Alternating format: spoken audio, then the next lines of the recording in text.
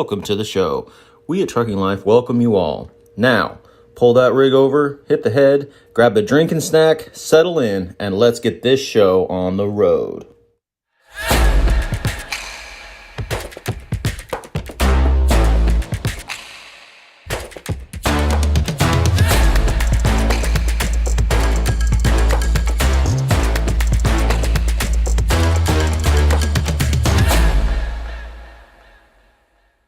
And now, your host. Good morning. Hello. Good morning. How are you? Morning. I'm doing good. How are you? Good, good. Dang it, the popping came back on the audio. All right, let me go out. I'll come back. Yeah. Howdy, everybody. Good morning. Good morning. While she checks on her audio real quick, does a quick audio check, I'll just welcome you to the show. This is Sunday Brunch with Trucking Life. Ange and I are going to be your hosts today, and I'm so excited to have you here this morning with us. We got a lot to cover today, you guys. We got some pretty good topics. We're going to obviously give you an update on the fire at the Walmart distribution center in Indiana. We're going to cover a discussion on CPAP struggles in the trucking industry. We're also going to have a conversation about fuel prices, where we're at, and that whole situation, you know, why fuel prices are the way they are.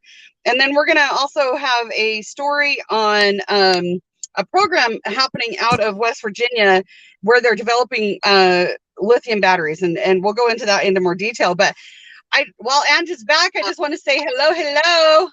Hello. You know, everything works great until it doesn't, right? Until we go live. That's exactly what, you know, we're in the background going, oh yeah, it's all good. And then we go live and we're like, oh, well, then there's that. Yeah. Then all of a sudden it doesn't want to work. But that's okay. That's why we have multiple devices here. That's right. So good morning. Today? Good morning. How is Texas today? 62 degrees. It's a little bit chilly, but it's beautiful. Gorgeous outside right now.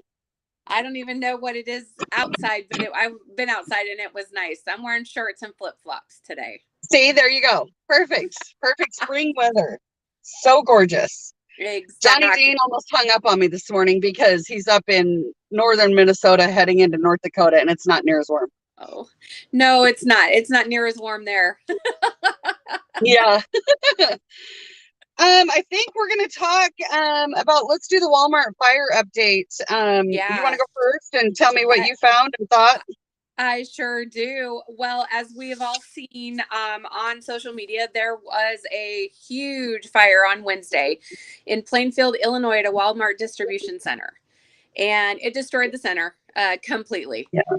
It's a 1.2 million square foot warehouse that housed everything. Yeah. Anything and everything you can buy at a Walmart, that's what was in it. Yep. There were no injuries, thank God, and miraculously for that size of a facility, the 1,000 employees that were there, credit that to safety training that they had a couple days prior. You know, and I have to say, I worked at Walmart and Sam's Club when I was younger, when I was in my 20s.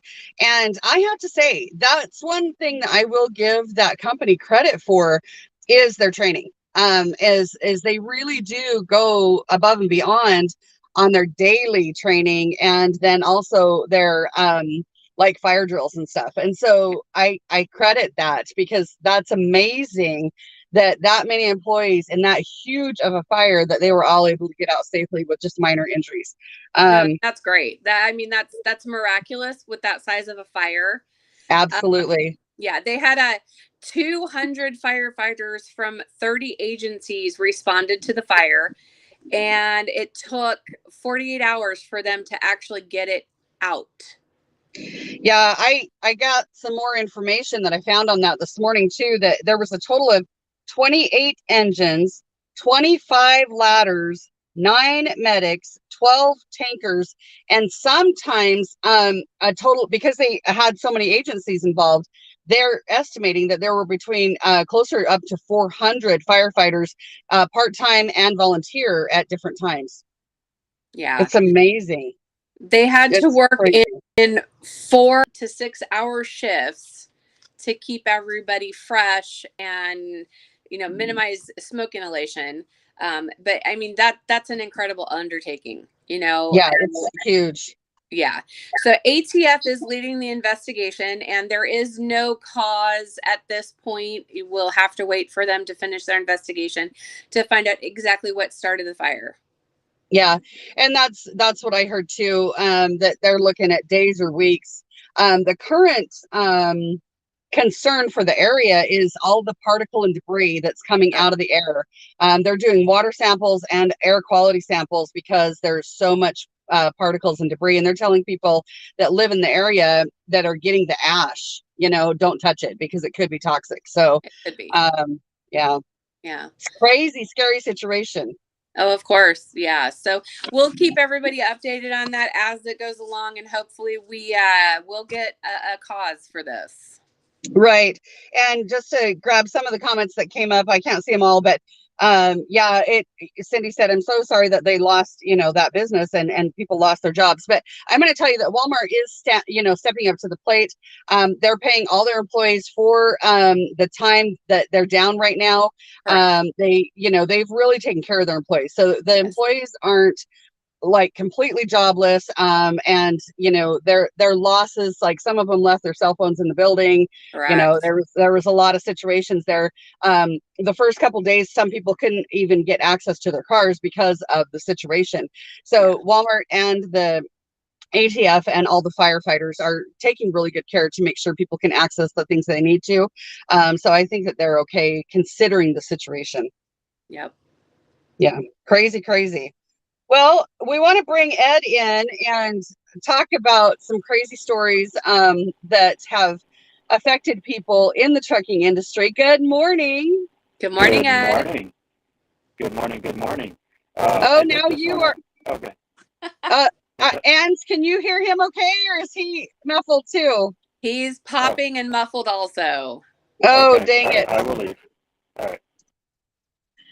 This is technology, guys. Sometimes it works and sometimes it just does not. So no, and it worked. It worked on sound check just fine. It did. We were all in the background and everything was working great, and then all of a sudden it just does not. And that's okay. That's okay. We're gonna bring Ed back in when he's gonna go out and come back in, see if we can fix that audio. Right. Absolutely. But one of the topics that we were going to bring Ed on for was CPAP machines. Yep.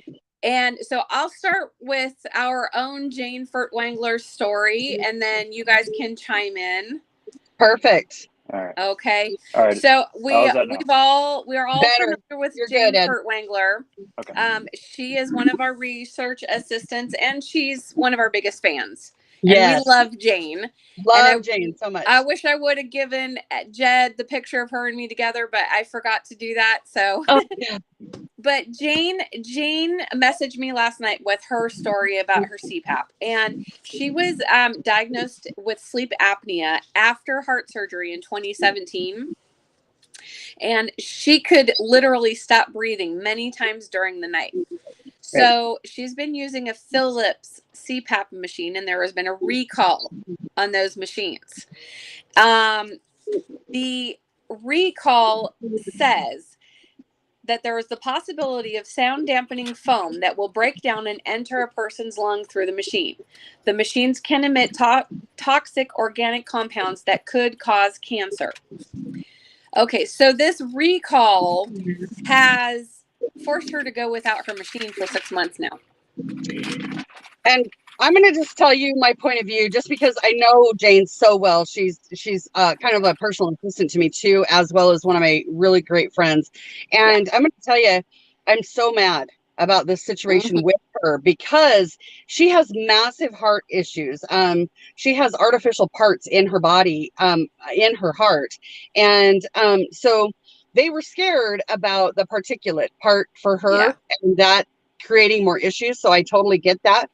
They didn't give her a replacement. She still stops breathing in the middle of the night, and that can't be healthy or okay for her heart, and they refused to give her a replacement.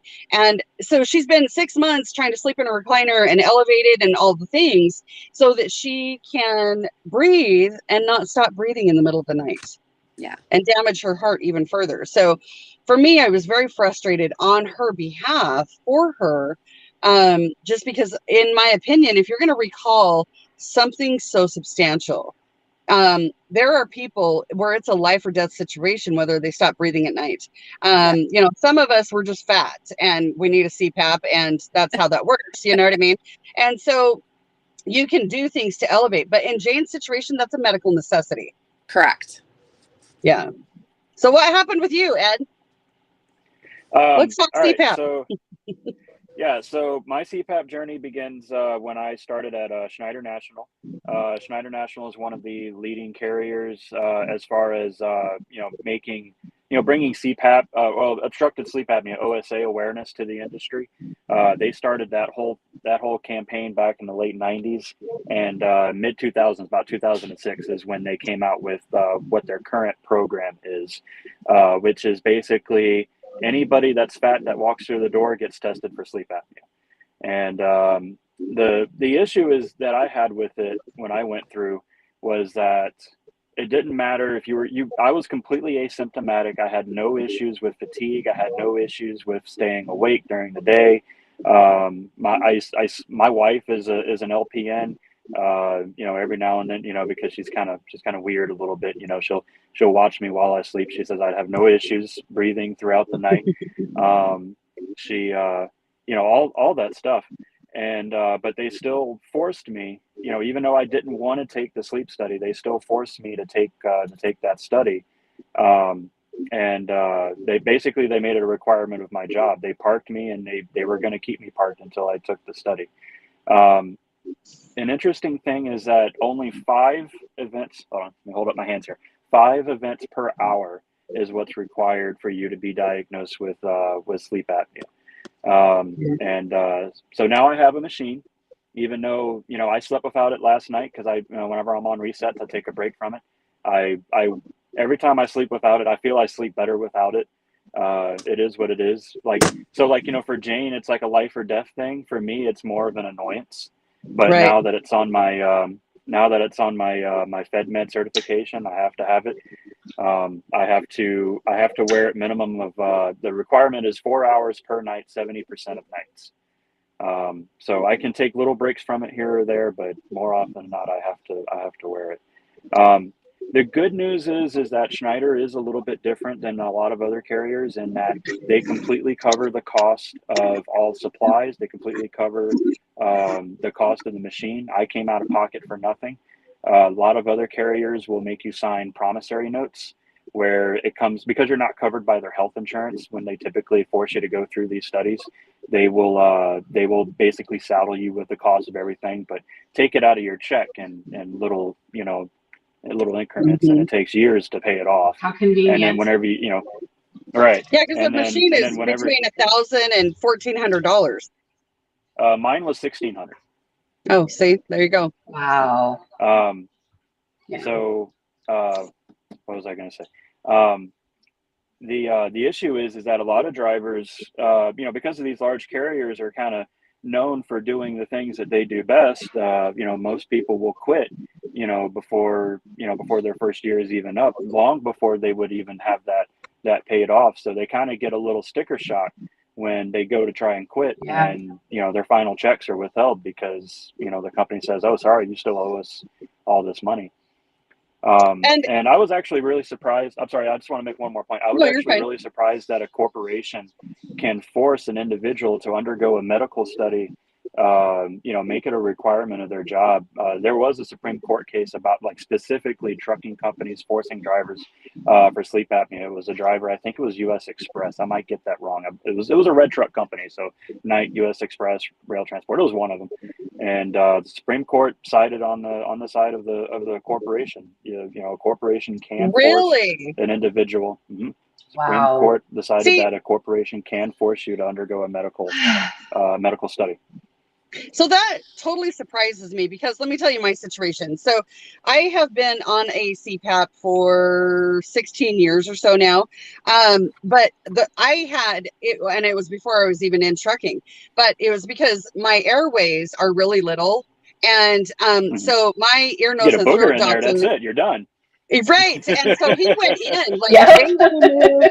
they removed my adenoids, they removed my tonsils, and they rotor-rooted my whole internal, breathing airways. And I still Ouch. 80 times in an hour. Oh 80 my times in gosh. an Mine hour was I had an 30, incident where I like stopped breathing 35 or or something like that. something. And so they classified me as severe sleep apnea, right? And so for me, Yeah. I personally love it. I'm not gonna lie, I sleep so good with it.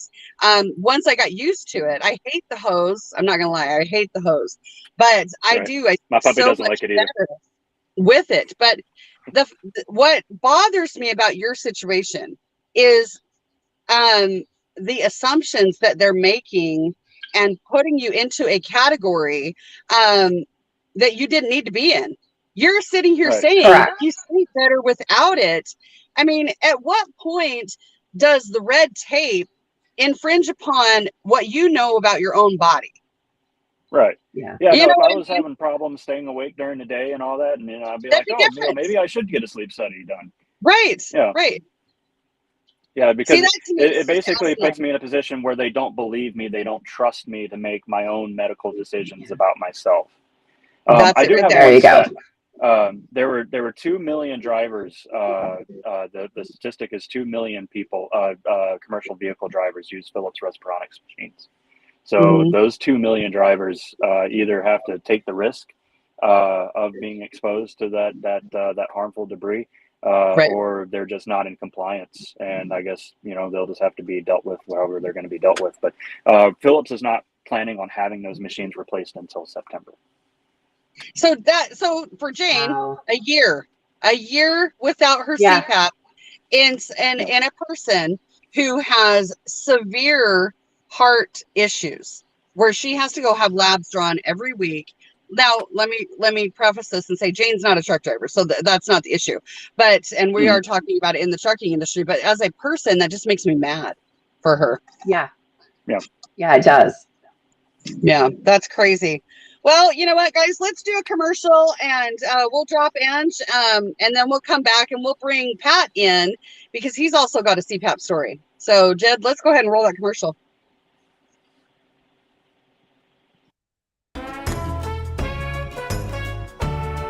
Hey, this is Pat And this is Heather. for the Misadventures of Pat and Heather. Come check us out on our stream. We are unpredictable, unscripted, and un-PC. Oh yeah, that's Tinkerbell too. You might be able to see her too. So come check us out. Only on Trucking Life. Good Hey, Pat. morning, Patrick. Hello, I love the music on the new commercial. That is so much more A depictive lot of of fun. your guys' personality, I think. Very, very whimsical. Yep. Good morning, Mr. Burke. Hello, how are you? I'm good. You don't sound any better than you did last night. No allergies. Whenever I get allergies, it winds up. Hold on, I gotta clear this out of here for a second.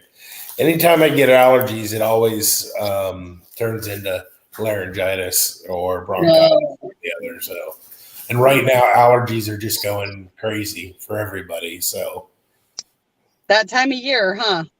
yeah, it's great warm weather, but it's lousy for us allergy sufferers. Yeah, I once had not to get off topic real quick, but I once had an allergy test done where they put the little needles in your back and they told me I was allergic to every grass and weed. I'm like, rude. What is springtime? I love the smell of like fresh cut grass in the Oh summertime, yeah, oh yeah, I love that. I spend my time outdoors, so Sudafed is just my best friend. That's just the way it is. Right. Yeah, I got a story. I got a buddy of mine that I knew for many, many years. And he went to work for Schaefer Crete. Mhm.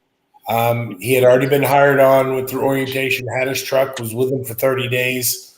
All of a sudden, they said, you need to come back to Lincoln, Nebraska, and go see safety. Went and saw safety.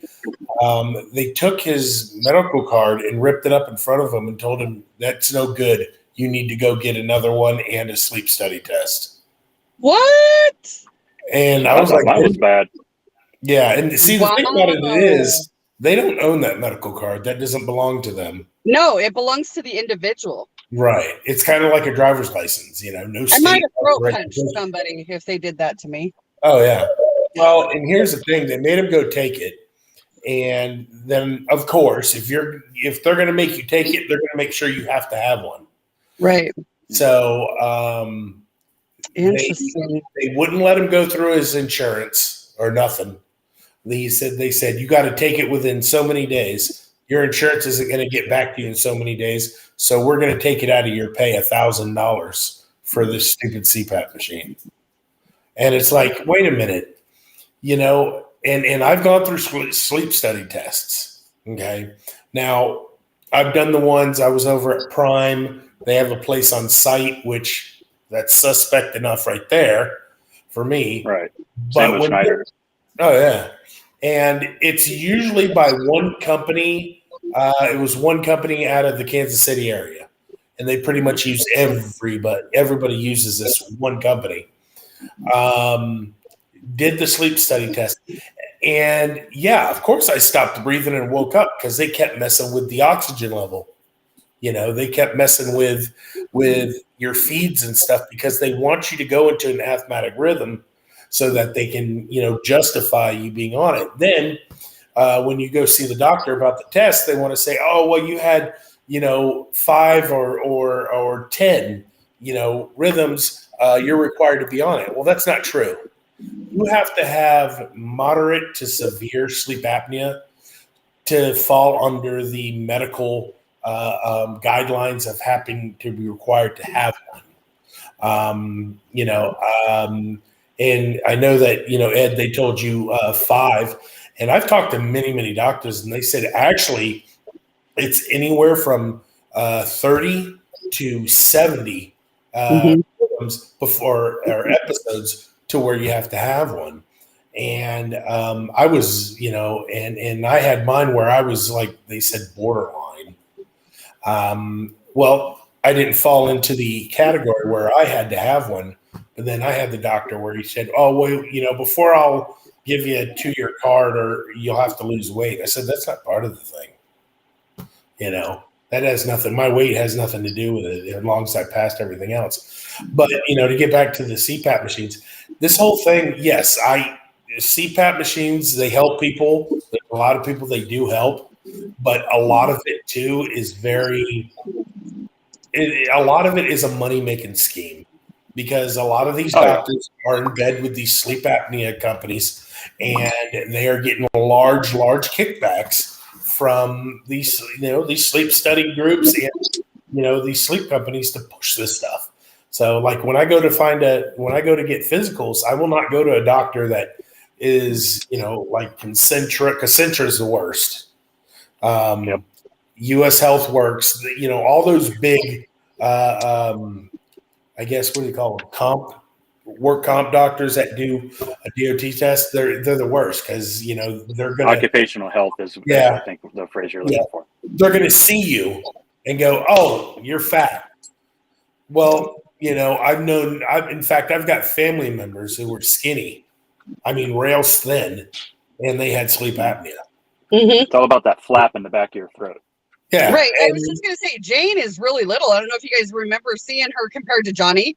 She's like 5'2" and weighs like 120 pounds. I mean, she's little and has major heart issues. And so for her, it's definitely not a weight issue. Right. Well, they go off the BMI scale, which the BMI scale is a flawed system in itself. What right. We're looking at. Yeah. Oh, wow. I want to see if this guy's going to hit this oversized guy here. Look at this. Probably. We got live reality TV going on here. Yeah, I know, right? Did he get it? I just looked up. I don't know. He might get it. I don't know. It's going to be tight because there's another truck. Never mind. It's a bobtail. Never mind. He's got room. All right. Okay. Yeah, the BMI scale was set up back in the 60s, okay, when people were smaller. Not as in weight wise, but as in build wise, because they didn't put all the hormones in foods that they do today, to make people, larger. And it was also made by a doctor, female doctor, that suffered from anorexia. Interesting. And that's an actual fact that can actually be looked up. It was a female doctor who came up with the BMI scale back in the 60s. And yes, she did suffer from anorexia. A lot of doctors are pushing back on that BMI thing too. They're like, it's a flawed system. Yeah, it doesn't accurately. I mean, hell, you could be, completely just muscled out, just bulked out, Right. and that's gonna push your weight hot, way up there. And, Right. So your that's neck can not be really accurate. thick with muscles and everything. Yeah, it has nothing to do with body fat or whether or not you're obesity or Look at anything all like that. Like the you defensive could and be a gym rat. defensive and offensive lines of football teams. If that was true due to weight, every last one of them would be considered, have sleep apnea. Well, and that's Johnny Dean. He is bodybuilder in his past, and he naturally has a bigger neck anyway. And so even when he's not got a little, chunk on his gut, he still is considered over the BMI. Right. Just I natural like that. body status. Right. And that's crazy. It is. Well, it's a lot of stereotyping. Yeah, absolutely. Absolutely. Well, let's bring Missy in. Is she in the background, Jed? Woohoo! Oh, Good morning, there she beautiful. is. Hello. How you guys How doing? are you? I'm doing good.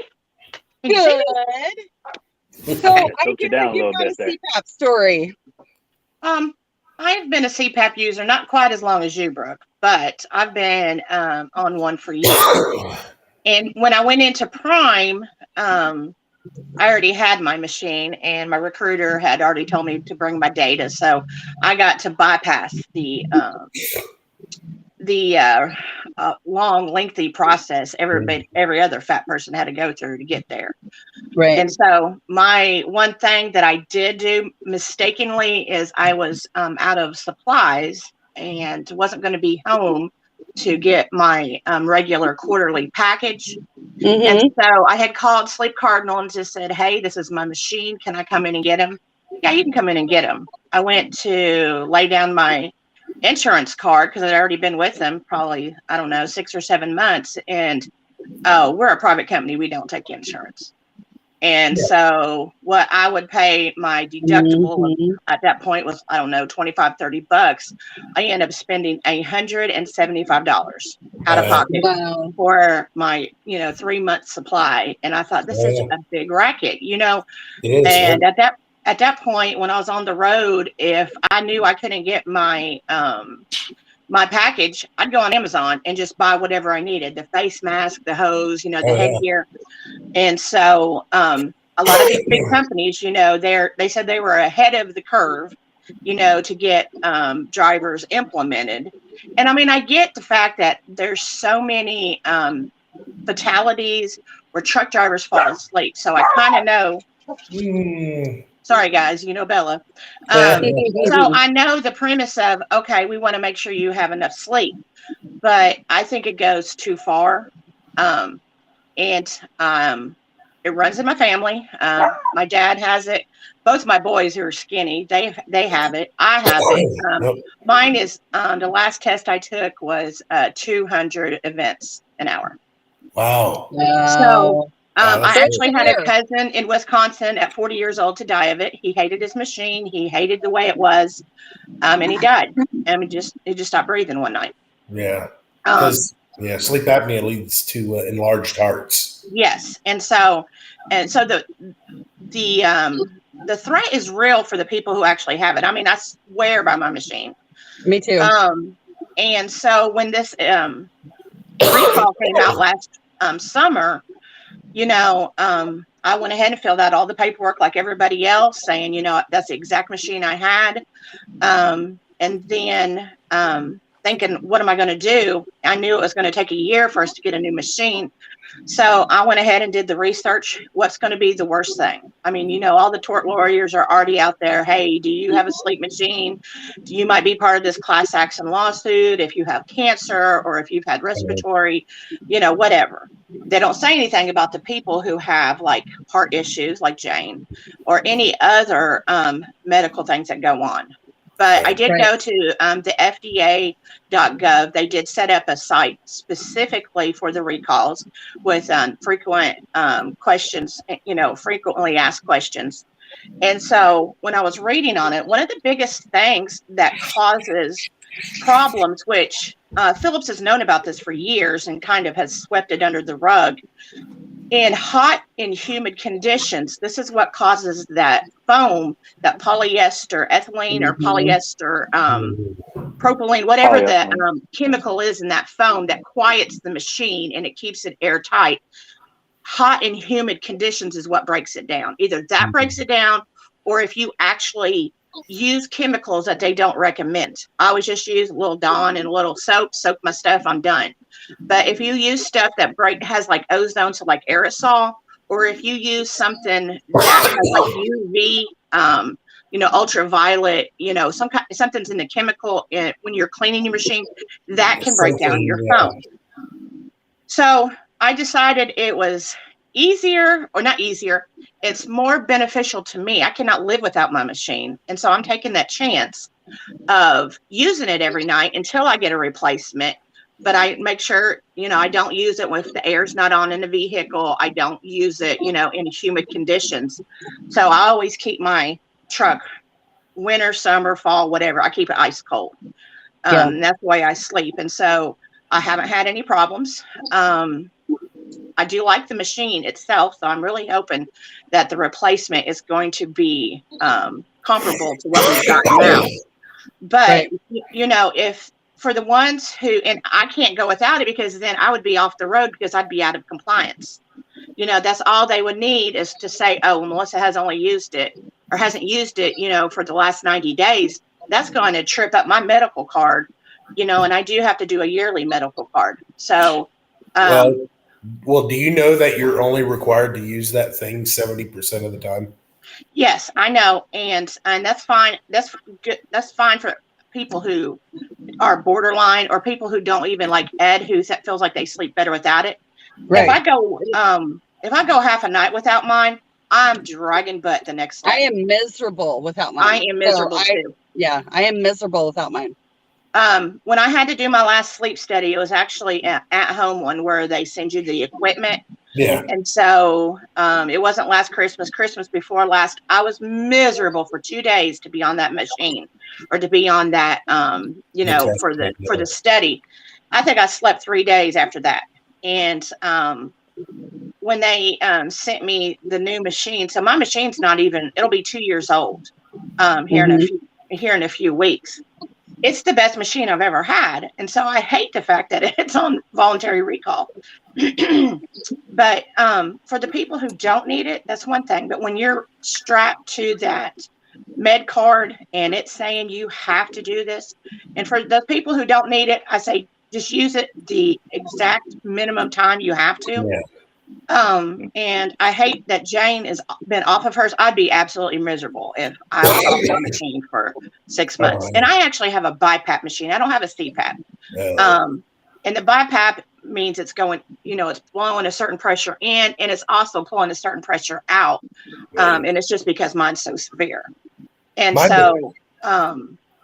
you know, it's a borderline of what do you do, you know? Do you take the risk and use it? Do you take the risk and not use it? You know, right. So. The 2 times that I had machines, the biggest problem that I always had was that I would wake up choking in the middle of the night. And it was because of the condensation in the hoses would back up and flow back into my lungs. And, you know, it would feel like you're drowning. Oh, yeah. And they had no way to fix that. Make it hotter in your room, you know, make it hotter. If I make it warmer in my room, then, you know, I'm a fat guy. I'm not going to sleep. Yeah. You know? Yeah. So my I was like, my machine has my machine has a humidity setting where I can set how much water goes through, but it's completely dependent upon the ambient humidity of the area Yeah. I'm sleeping in. And the And you problem can with never truckers get it is that right. yeah, you Right. can never get it right. You either wake up with a severe case of cotton mouth and like you feel like you're dying, or you wake Yeah. up and you're drowning. So you wake up and you're dying either way. And and it's a constant thing. Yeah, because like if I was at home every night, then I know the humidity, I know where it needs to be set. But I'm always somewhere different every night. I'm a truck driver, so yeah, it's never right, like you said. Right. Well, and I want to just touch on something, Missy was saying about how a lot of accidents are involved from, drivers falling asleep and stuff. Well, here's the thing with that. I mean, I don't know a truck driver in this world that if they got into an accident, they're going to admit that they fell asleep. Because if they did, that's an automatic temporary license suspension until you get tested. And when I hear this, because automatically any truck accident that you hear of, it's either the local state patrol or the local police department's coming out. Well, we think that he fell asleep. Mm-hmm. That driver did not tell you that. You're just automatically coming up with that because you have no other excuse as to why the accident happened. So that automatically makes, the public think that we're all driving around completely tired and we're going to fall asleep at any time. And that's not accurate. That's not accurate at all. Well, let's move on past the CPAP story, guys, and move on to our next discussion. Missy, thanks so much for sharing your story. Bye, y'all. Bye, Love Missy. you. Have a wonderful day. Bye. Y'all have a good day. Thank you. So, guys, we're going to talk fuel prices. Let's talk about this stuff. Ed, what are your thoughts? Do you want to start with your thoughts on that? So the problem is that fuel price. I don't know. I kind of don't want to be the person that starts off. I kind of want to just listen to whatever you guys have to say. Yeah, and then I'll respond. Because we know where Ed's going with this one, right? It's just that the oil market is just a lot more complex than what a lot of people realize. And like a problem is that there's certain entities within this country's media environment that are invested in making sure that certain people shoulder the blame for our current predicament. And right. One of the really things that they're really good at is taking a very complex issue like global oil markets and boiling it down to super simple terms that have absolutely no nuance or no basis in fact. And that's the issue that I have. But yeah, no, I'd love to hear y'all's thoughts, and then I'll just chime in as we go, I suppose. I'll start out first, and then I'll let you guys chime in. So currently, as of today, this is the current situation. AAA's national average is coming in at $4.25 for unleaded. Let me take a look real quick here. Sorry. Diesel is at $5.14 is the national average. So that's just currently what the prices are. Now, knowing, that we were going to have this conversation, Ed, and, where we were going with this, I did find an article that I wanted to read to kind of, because this, you and I had this discussion, and Pat and I've had this discussion too, that this specific topic, when you talk about what fuels the inflation on diesel and fuel, it's a very divisive topic because it goes political, and so a lot of people want to point that finger like we were just talking. And so I want to kind of bring a conservative Republican point of view, and I want to let you cover the other side as well, Ed, and let's just talk about this, because I think that anybody and everybody can relate on one, in one way or another. So I think it's just important to have that conversation. What I want to say is this, is that back in, okay, well, I'm just going to read parts of this article, okay? Go for it. In 2019, for the first time in nearly 70 years, the United States became a total net energy exporter and the largest producer of oil and natural gas in the world. Okay, that was 2019. Right. January 6, 2020, President Biden took office and has made it his January mission. what now? You said January 6th, January 20. Yeah, yes. You got something else on your mind there. And he made it his mission to reverse those specific achievements. Is kind of how we have felt about that situation. So as an example, that's a feeling, but that's not the fact. So our march to energy independence, well, the oil independence began under President George W. Bush. Most of the progress of our march towards energy independence actually occurred under President Obama. Basically all Trump had to do was not screw anything up over his 4 years of presidency. And and that's exactly what he did. So he gets the credit I for gotta completely disagree with that. But at the end of the day, more oil was extracted and refined under the first year. Well, in terms of 1 year, under President Biden than has been in the past. All right, we are producing more oil now. How is that possible when he shut down the Keystone Pipeline on day one? The Keystone Pipeline was never in. It's not complete. TransCanada. So the Keystone Pipeline, the XL, it has moved 830,000 barrels of crude oil a day, is what it was moving. It was never completed. Yeah, you have to complete it first. That's the only part that I can agree with that on. If Biden did not suspend the building of the Keystone Pipeline, it would have been finished in the first quarter of 2023, which in turn would have moved billions of gallons. Would have moved. You are right. You are accurate. Yeah, it would have moved. Right.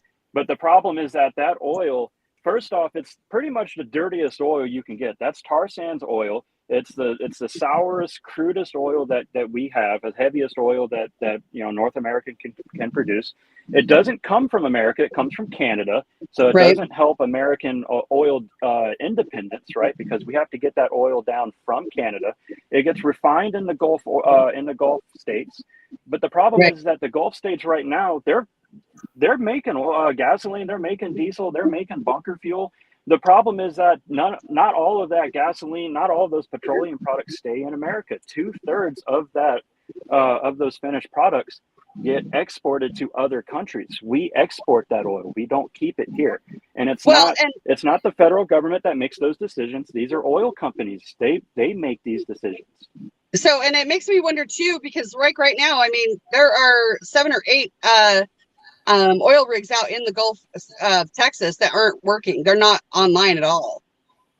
So I don't, you know what I mean? So that's not accurate that we're all up and running. So the thing is that what financial incentive does an oil company have to increase oil supply and decrease oil prices? None. They have no financial incentive to do that. Right now, they're making money hand over fist to the point where Democrats are now considering a windfall profits tax because they understand that right now oil companies are profiteering from talk of inflation, from talk of global oil market disruption as a result of Russia invading Ukraine and therefore being sanctioned. Now that all that oil that would normally supply, Russia only made up anywhere between 3 to 8% of our oil imports anyway. So as far as America is concerned, it's really not that big of a deal that we no longer export or import oil. Here's the biggest problem. I mean, when Biden suspended the drilling on private land, public land, that drove up the price of oil. Yes, it did. There are currently 9,000 permits that are sitting already, fully done. There are 9,000 permits that are, that they can go and drill that oil at any point in time they wish. They won't. That's very misleading. And here's the problem. For them to do it. Nothing that Biden can do today will change gas prices today. That's not true. I can guarantee you. I don't think that's true. If he opened up other than opening up the strategic oil reserve. If he opened up drilling in Anwar, if he reopened drilling on public land, I guarantee you it would bring down oil costs by, at least 50% of what they are right now. So what the Because right here, so right what there. the department here, let me tell you this, guys. So the Department of Interior subsequently decided that fees on American energy producers should be raised to deliver a fair and equitable return to American taxpayers. But what happens is these fee increases are designed to lower interest in the leases, thus depressing the supply and causing consumer prices to rise even higher.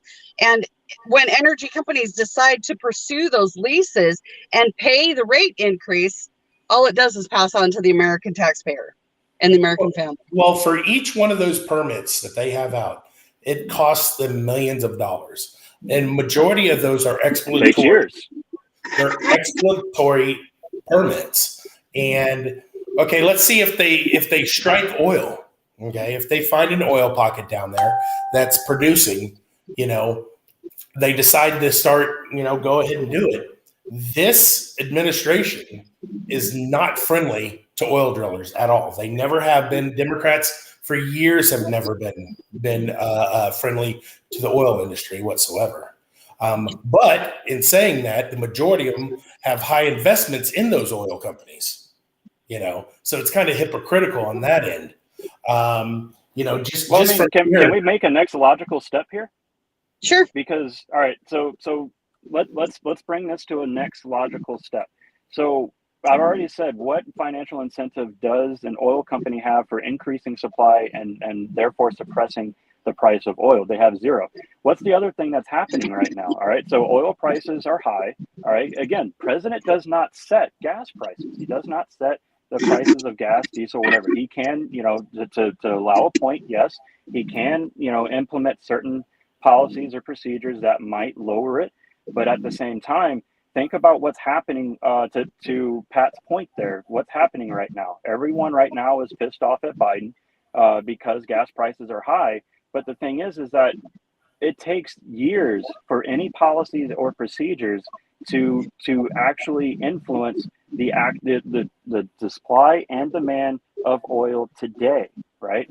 So the thing is that right now, oil companies. What I'm getting at here is oil companies. That is a talking point of the Democrats, okay? Because oil companies right now are getting away scot-free, right? Because they're raising their prices, they're making a lot of money, but also blaming at the big same corporations time, half of the country is pissed off at Democrats and at Biden for high gas prices. And what's going to happen with that? Come 2024, we're going to have a different administration as a result that's more friendly to them in the long run. Why wouldn't they keep gas prices high? Why wouldn't they keep diesel prices high? It benefits them in the long run. They get profits, and then they get people that are more friendly to them in the long run. Why wouldn't Well, and they this is what I want to say real quick too, guys, is, and I'm not going to disagree, Ed, that, corporate greed is a thing. It's a massive thing in our country and all over the world. There's no doubt. But I definitely feel that the administration, the current administration, whoever that is, has the ability to affect things on a immediate basis. They do have that ability through different channels. And so to say that all of that price increase or price decrease can only happen over years time, I don't think that's accurate. I think that there's definitely a lot of things in play that can affect it on a quicker basis. One of the things the stock market, everything. Yeah. Go drill for oil. Let me ask you guys about your thought about this. Is what do you guys how do you feel about that $2 trillion partisan stimulus bill from last year?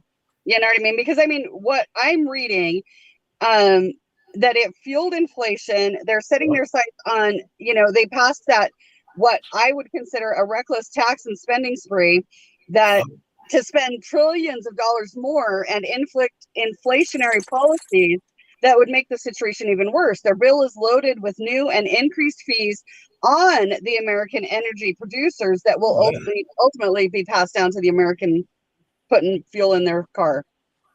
So are you talking about the Build Back Better initiative that failed? Yeah. That never passed? No. Hold on for just a minute. I'm going to tell you when it passed. Which one are you talking about specifically? November 19th. Because if you're talking about the Infrastructure Investment and Jobs Act, that was $1.6 trillion and that was bipartisan. Yeah, no. Just because bipartisan doesn't mean it was good for the country. Right. It was, Right. but they're investments that we've been needing for years, decades even. If we're going to compete on a global stage, we need investments in our infrastructure, not only in roads, but also here's our the internet, thing, and that was a big production. farce, because that infrastructure bill, only 9% of that bill had anything to do with infrastructure. That's what I was just going to say, is if it wasn't, Depends on your definition of infrastructure. Hey, Politico, New York Times, everybody came out and gave Biden 4 Pinocchios on that infrastructure bill. Yeah, Said that there was so much in there that was not infrastructure. infrastructure. Absolutely. It was more greed, more corporate greed to line the pockets of all the investors, Nancy Pelosi, even Republicans, because I am not a Republican. I refuse to have anything to do with that party other than when it comes to voting. If there was a decent Democrat out there, I'd vote. You're doing a really good job of forwarding their talking points. No, it's not talking points. It's fact. See, too many of the Democrat talking points are very misleading when it comes to certain things. And that's the problem. They like to reword things to make it sound like, the Republicans don't know what they're talking about.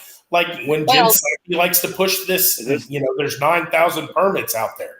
Well, each exploratory time they put a drill in the ground, that's a permit.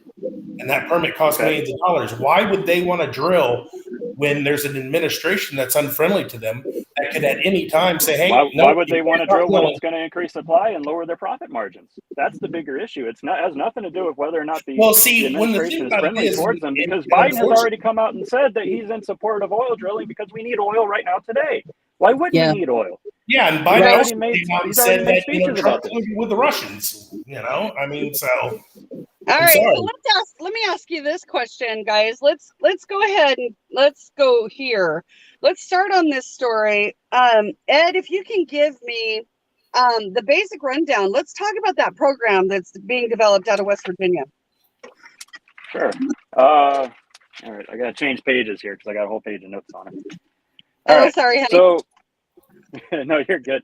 All right. So the basic rundown of this story out of West Virginia is that there's going to be basically new investments. There's an exploratory program. There's a pilot program. There's a few different things happening all kind of at once over trying to basically take the coal industry that's defunct now. It's pretty much done in West Virginia. Take those miners, take those blue collar workers, and put them back to work building lithium-ion batteries and other sources of alternative energy. So the information I have right here is basically the coal industry has been declined since 2007 due to environmental concerns and also the low cost of alternative energy sources such as natural gas.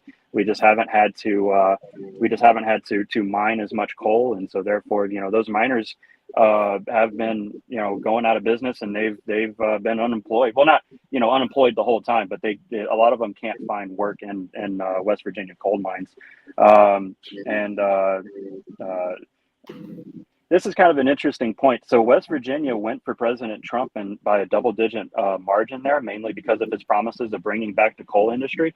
But an interesting point right here that I found was that under President Trump alone, in 4 years, 145 coal-burning units at 75 different power plants were idled, which represents 15% of the total capacity that coal power plants can produce. So, yeah, in one administration, his big promise was to bring back the coal industry. He didn't quite do it. USA has lagged behind China in lithium-ion battery production, which will be needed as the world transitions from internal combustion engine to electric vehicles. Let's see. The Energy Secretary Jennifer Granholm and Senator Joe Manchin, Democrat of West Virginia, announced this program on March 18th. Let's see. This will help West Virginia transition from coal to other alternative energy productions. Plan will create domestic battery supply chain, which will consist of mining and refining minerals, also to manufacturing and recycling power cells. That's another interesting thing about electric vehicles, is that the power cells can be recycled. You can't really do that with an internal combustion engine, at least not easily. Department of Energy So I have a question has announced about funding. that. Oh yeah, go ahead.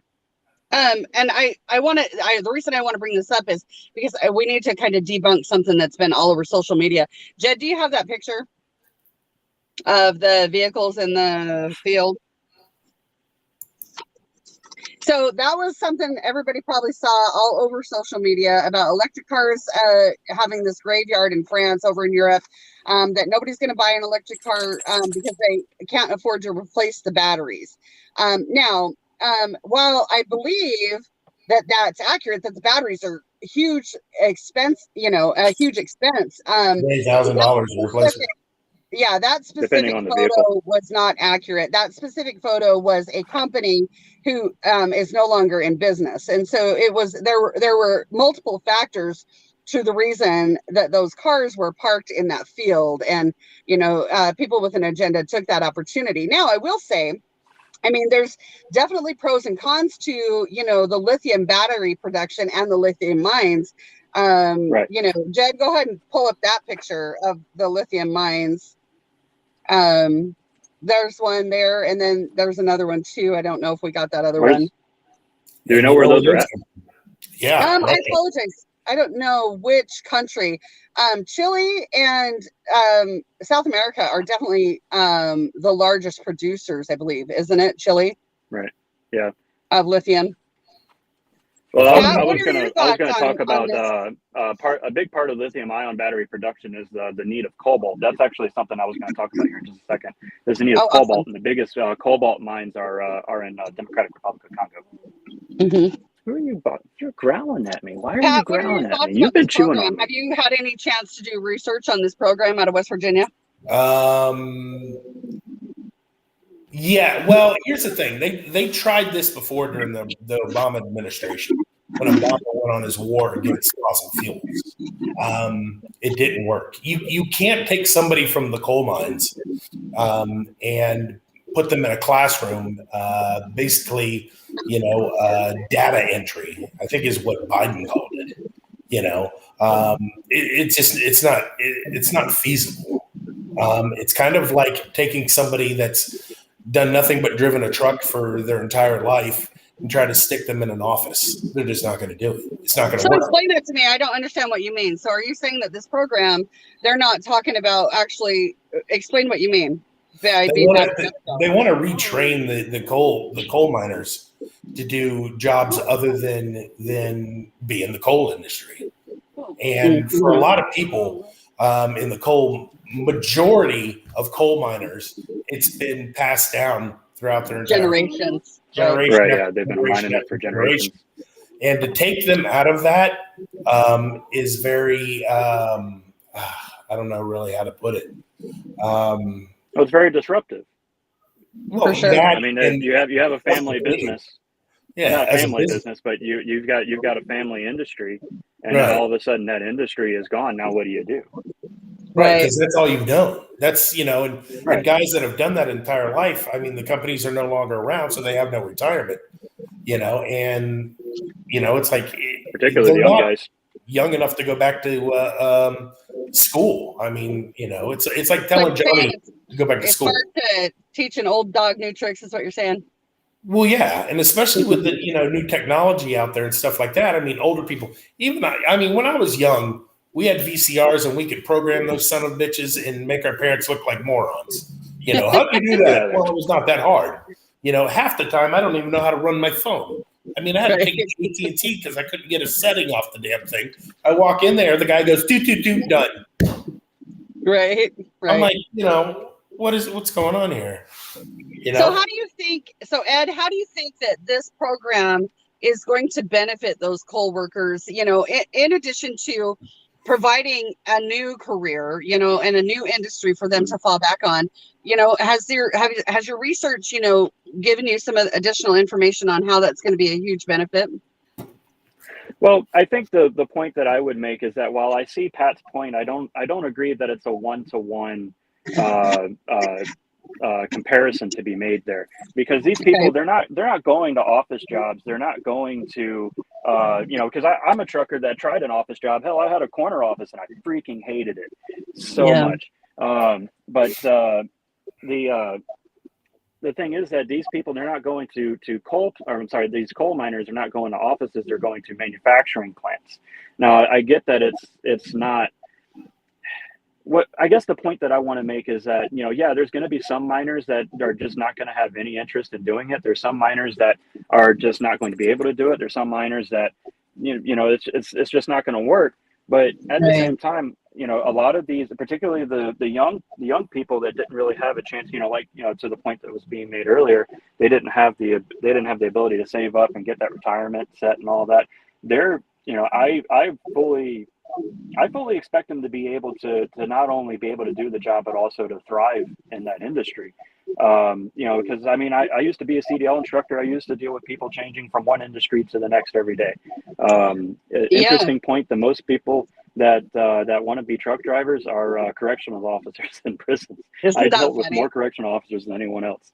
One point that I really just want to make real quick on this before we talk about whether or not it's going to work, because this is one of the more interesting things about this program. Sparks Incorporated is the corporate partner.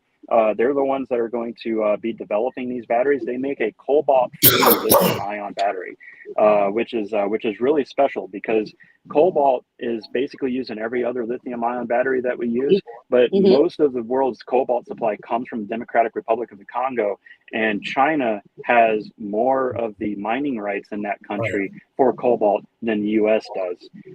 So the fact that we are now looking at a developer that's making a cobalt-free battery, it's huge. This is going to be a big thing.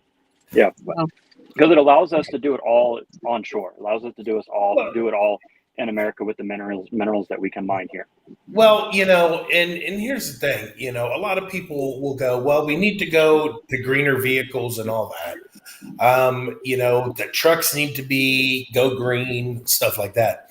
The infrastructure project nightmare that would cause is at least a 30-year project, because that would mean that you would have to, and you would have to get all these truck stops to have, charging stations. Charging cables. Can you imagine how much trouble it would cause so many drivers driving off with their cable still attached? Well, not only that, you have to, find a way to get these things fully charged, in a 10-hour period or something like that.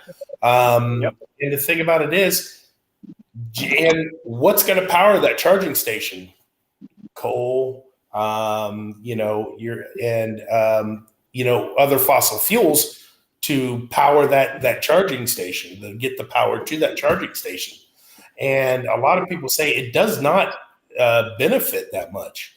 Ever since today it would be coal-powered power plants, but in 30 years we might be able to come up with something a little bit different here. Well, the problem is nuclear power is the best way to go. It's safe, reliable, but no one wants until Russians bomb it. No one wants to build a nuclear power station. We haven't had one since I think the 80s. I think was the last time there was one built.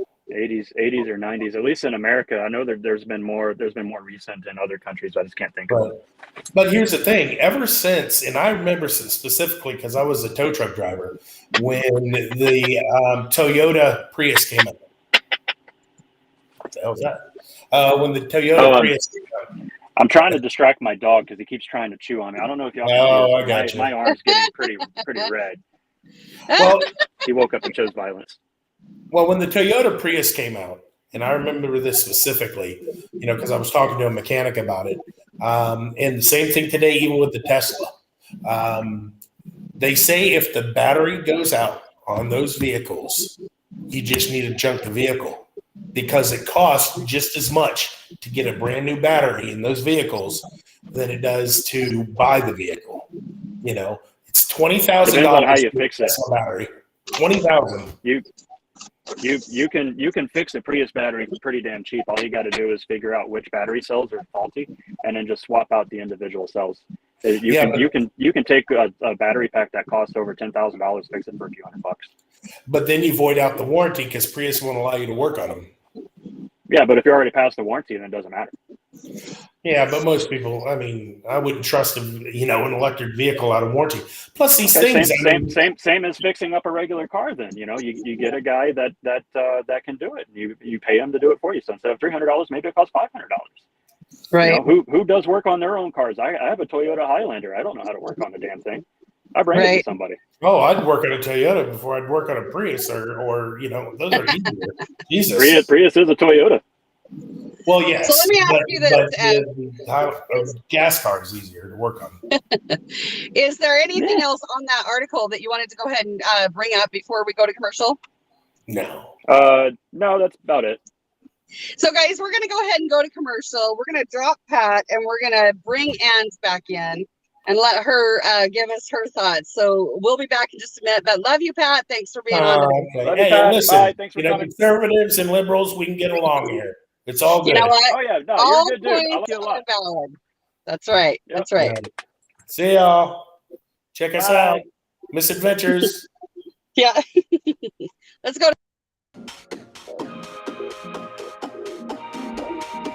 Everybody say hello to Dutch Aronson. Dutch is an over-the-road truck driver who calls Florida home with his wife Teresa and his dog Loki.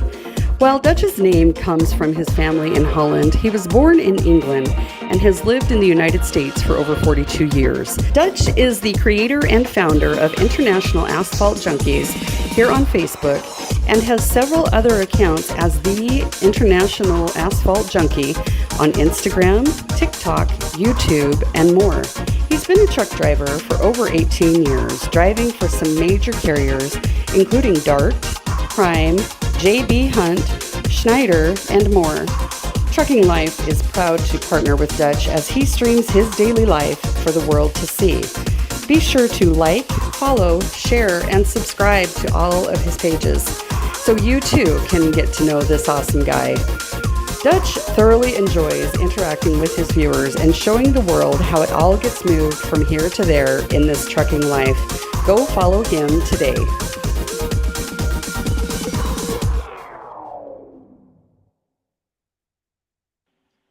Awesome. Hello. Hi, Andy. Hello. Hi, Ed. Oh, the pops are back. Oh, dang it. Are you serious? Are you Yeah, that's serious? okay. Am I popping too? No, you're not. You're good. I'm good. Okay. Jed, is Dutch in the background? Let's bring him in too. Well, since we're on crazy time. Hello. How are you, Dutch? Hey, Dutch. My headset's not working, so I can't really hear you. We can hear I'll just you. yell louder. Hi, Dutch. I'll take it off then. I can't wait for the truck show tomorrow. I'm going to go to Blue Parrot and get my mouth full. How their headset works. So how you ladies doing? So, Ange and Dutch, do you guys have any thoughts on this topic about the lithium battery project out of West Virginia?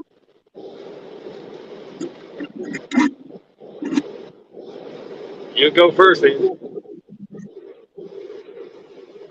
Ange, can we hear you? Ange, are you on? Yep, no audio at Ange. I don't have any audio for Ange. I don't hear her. Maybe leave and come back. Oh, okay. Yep. Well, I guess that forces your hand there, Dutch. My thought is Angela has technical difficulties. Yep. I don't know if they're still mining in West Virginia. I have a friend that lives in West Virginia. He's also a truck driver, and he used to work the mines. And he told me about this. I'm like, do you think it's a good idea? He said, well, like I was listening earlier, his family, his uncles in it, his brothers in it, I think, and his sister, they're all miners in West Virginia. And, I mean, in one way or another, I mean, one, he takes the water, he drives the water truck back and forth. The other one drives the ore back and forth. And the other one works in the mine itself. And he said it's a good idea because how much longer is mining going to last? I mean, there's always an end to everything. So, Well, and I love hearing their perspective, you know, as family in that industry over in West Virginia. I love hearing their perspective. That's great. What about you, Andrew? Back? I'm back. Can you hear me good this time? yeah, I I can figured. hear We hear you perfectly. Okay, great. Okay, no, so the only thing I wanted to add is I have family in the eastern Kentucky area, right on the West Virginia border, and the coal mines have shutting down the coal mines has devastated that part of the country, honestly. And so I believe that anything that we can do to bring jobs back to that part of the country is excellent. You know, people need to eat, people need to survive. And besides Terry, the coal mines was the thing that they had. So I think that this is great, and I'm praying for the area. I really hope that this is a boom to the economy. Yeah, I agree too. I think that, you know, once, you know, we delve into, you know, you can always delve into a topic and, you know, do the pros, do the cons, do the political division, you know, buy into the narratives that, you know, the media and everybody else want you to do. But what it comes down to is humanity. And these guys, Correct. you know, they have to be able to provide for their families. And I absolutely agree. I think that I personally am excited, you know, that they're putting that program together.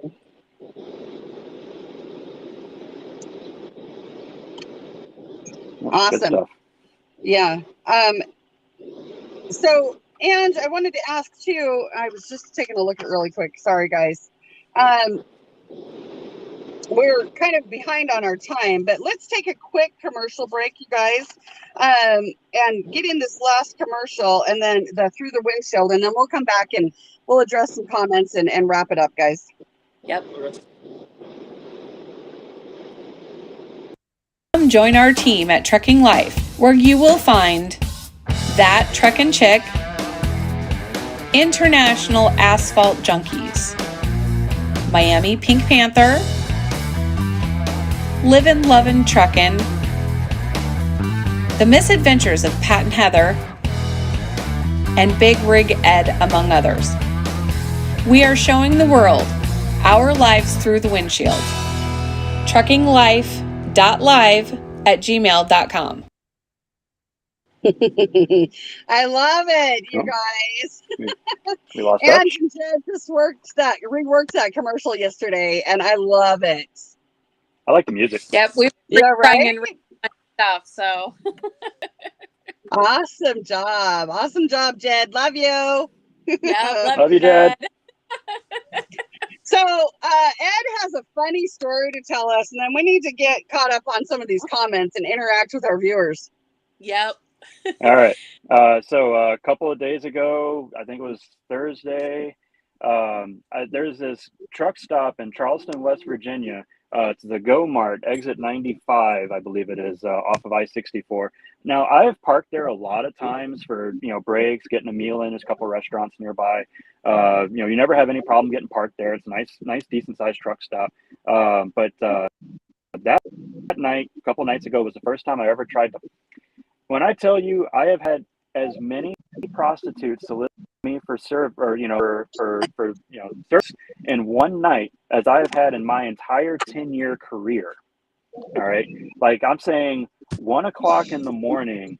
All right, hi honey, do you need any company? No, I'm good, thanks. The last 4 took it. No, I'm just kidding.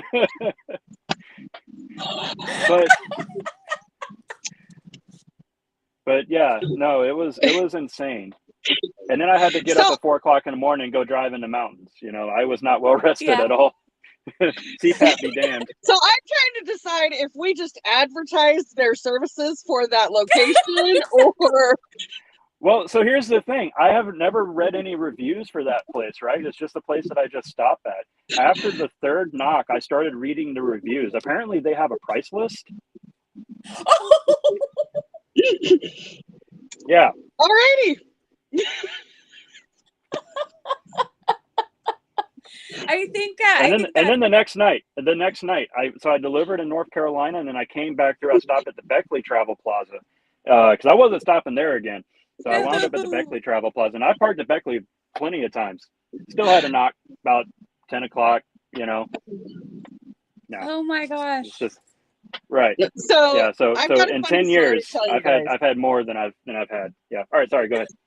No, you're good. It just reminded me, and a lot of people who watch Johnny and I on a regular basis when we stream, they know this story already. But for those who don't know this story, when Johnny and I first got married and we got on the truck together, one of our, I would say it was in the first year or so. And, I came out on the truck with Johnny thinking, I know the world. I'm not naive. I know what's happening. And I was full of shit. I'm just going to say that. But the first girl that decided to knock on our door at 3 a.m. at the Pilot across from Danny's Big Rig Resort there in Phoenix, let me just tell you, it was a good thing for her that Johnny sleeps on the outside. Because she knocked and with her little voice was like, hey, baby, do you need some company? And I was coming out that bed. I was like, listen here. You better. And I was screaming. I was like, she better be gone by the time I get to that door. And when I got to the door, she was running across the parking lot. Okay. And it was so funny because I was so pissed off. Like I went at 3 a.m., the poor manager at the Pilot, he got more than he bargained for because I was like, are you even kidding me? Do you even know that there are family men out here? Why do you allow this? I mean, I went off on this poor guy, and he was just like, I'm sorry, because I was beyond, you guys. It was so bad. So then the next morning, you guys, I get up and I'm walking into, and I see her. And she's standing by the FedEx box by the door on the outside of the Pilot. And she's like, hey, baby. And she tried to proposition me. I'm like, do you I mean, know? it's 2020s and stuff. You never know. Exactly. Equal opportunity employment. Equal opportunity employment is no joke. But I'm going to tell you, that girl, she was this close to getting all the hairs ripped out of her head. I love it. Oh my gosh. Never a dull moment. That's all I got to say. Oh my God. That's a hilarious story. Do you have any fabulous, funny stories, Ange, that you need to tell? Oh my gosh. I have a couple. Probably the best one was in the middle of the night in Oklahoma City. And at the time I was teaming with my now ex-husband, and we had a car pull up next to us on I-40 and start flagging him down. And you always think, oh, something's wrong. They saw something that I didn't see. So we pulled over on the next exit, got on the shoulder, and she gets out wearing nothing but a bikini top. Comes back to the truck, and about the time she saw me hanging out the window, around and ran back to her car. Oh, snap. Yeah. Oh, snap. So I didn't even get a chance to be mean or anything. She ran. She ran. She ran. If we have a little bit, if we have a little bit more time, there was one. I have one story where a police officer thought I was trafficking my wife. Oh, okay. We got time for that. Oh, we got time. Yeah. All right. So rewind back to 2013. This was my first year of trucking. Me and my wife, we were dating at the time. We weren't married just yet. But I used to park in this old abandoned movie theater, and because it was the only place that was like nearby that no one was going to bother me for parking my truck there and stuff like that. Well, she always wanted to try out sleeping in the truck. And she always thought, what's it like? And I'm like, well, I'll drive out there. You meet me there after work, and we'll camp in the truck tonight. So there's 2 cars parked outside my truck, all in this abandoned movie theater parking lot. We're the only ones there.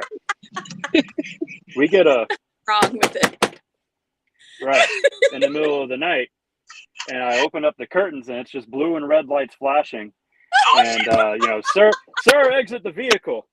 Oh shit! And so she gets out, and well, I get out, she gets out, And yeah, we had to be interviewed separately, you know, and they were all like, "Ma'am, are you here, you know, because you want to be here, or, you know, or is he hurting you, you know, so on and so forth." And she's like, "No, that's my boyfriend."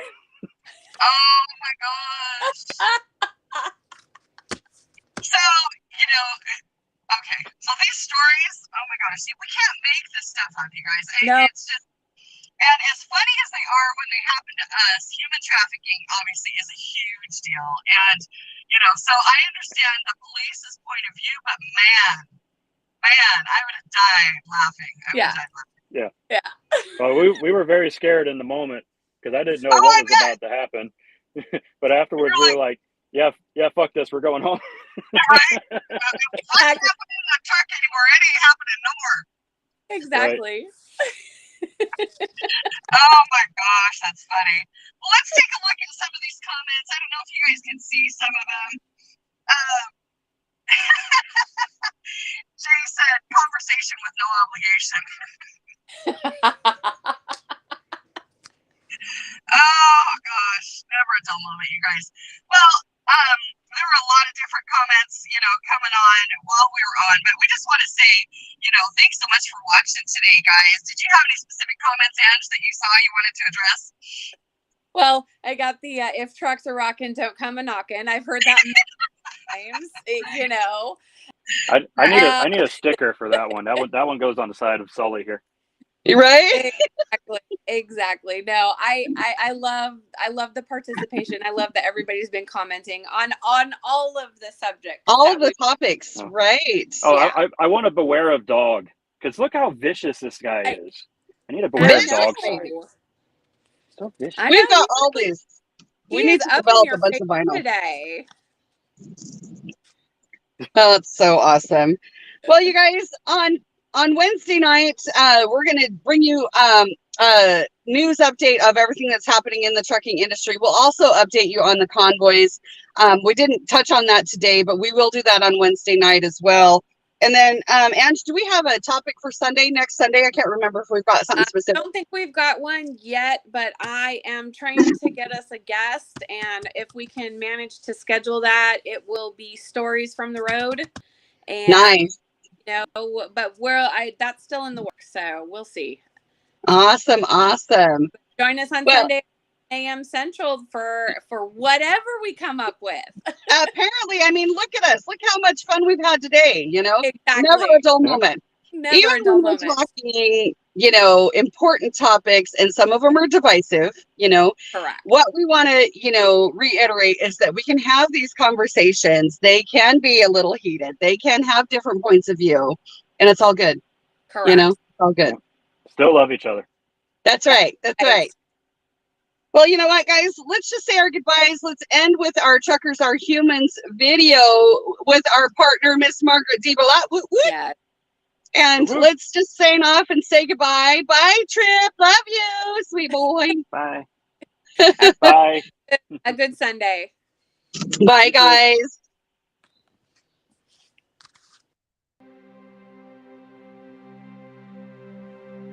Margaret DeBlot, aka That Trucking Chick, and founder of the hashtag Change the World movement, partnering with Trucking Life Incorporated, proudly present to you the hashtag Truckers Are Humans.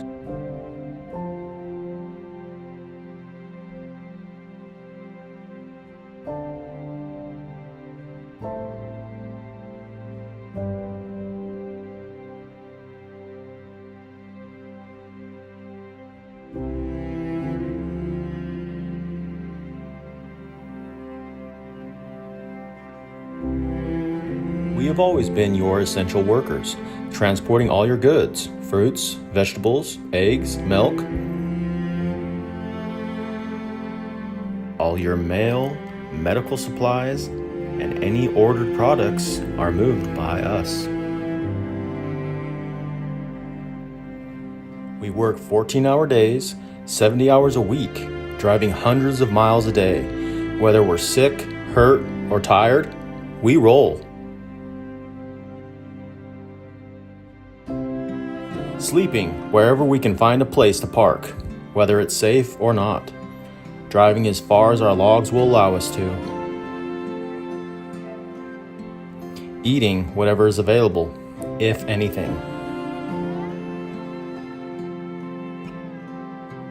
enduring long dark highways, slick snowy roads, and all those rush hours and traffic jams that you hate, we live in every single day.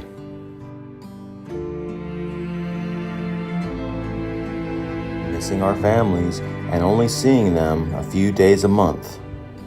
Why do we subject ourselves to all of this? We drive for them. We drive for you. We drive for our country.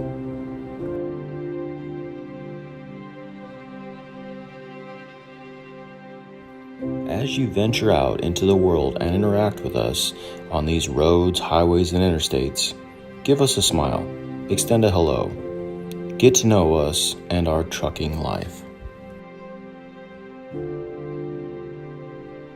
So please remember, we are human just like you, not machines. We want life, liberty, and freedom like any other Americans would. We are human. We are truckers. We change the world for you.